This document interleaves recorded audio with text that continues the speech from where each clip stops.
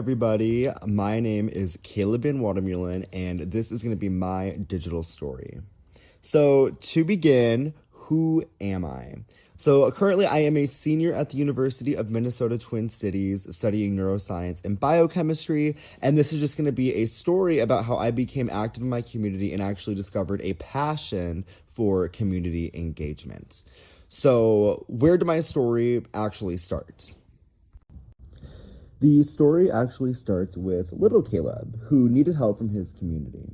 When I was younger, I was surviving solely because of the kindness of strangers. I faced food insecurity, years of abuse, and relied on SNAP benefits and other organizations to stay afloat when I was younger. Interestingly, though, it was through these experiences and surviving that I developed a spark in the form of community engagement and became a very outspoken and very sassy child. This newly found spark for community engagement, as well as my sass, did continue into high school.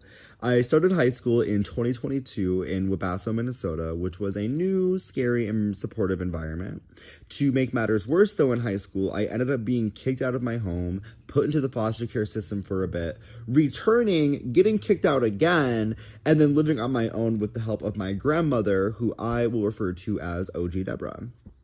Being kicked out and on my own was rough for just a bit until the end of junior year in high school, where I started to turn myself around, especially because I was nominated and introduced to the National Honor Society. I had absolutely no idea how important the society would be for me and my development as a community engaged person. It actually really set the stage for my future.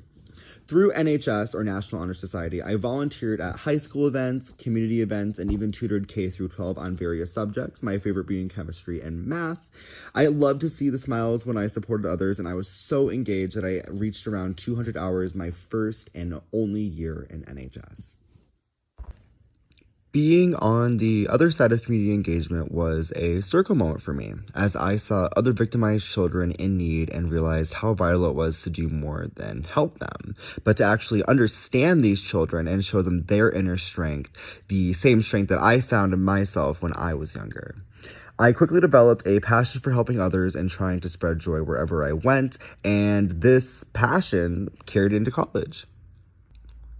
Even before my first semester at the University of Minnesota Twin Cities, I applied and joined the Community Engaged Scholars Program, or CESP, and I found some local organizations that I wanted to be a part of to expand my perspectives beyond STEM.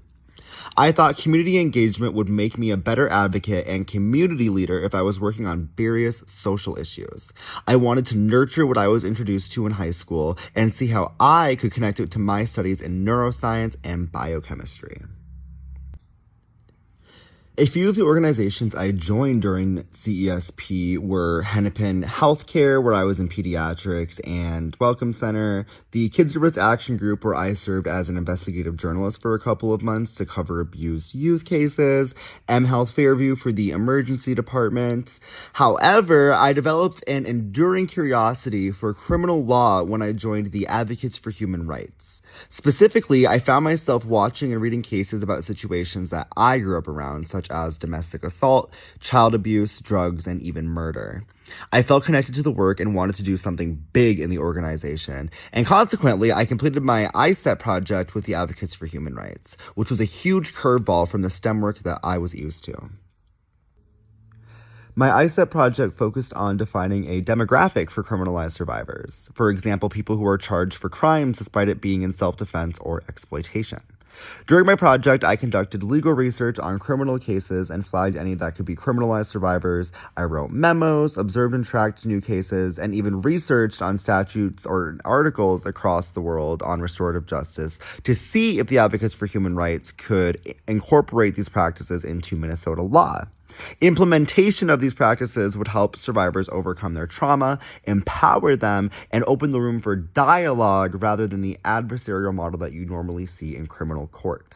I absolutely loved every second of my ISEP project, and the work has been very personal to me, as when I saw people in court, I couldn't help but see my younger self cowering behind the benches, confused and unsure of where I would end up next.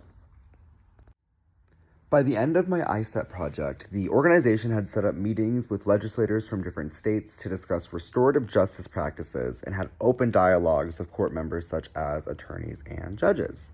My time at the Advocates for Human Rights and Community Engaged Scholars program has taught me so much. It helped me grow significantly as a person, an advocate, a researcher, a writer, and a tool for the community, which are all roles that I never saw for myself when I was younger.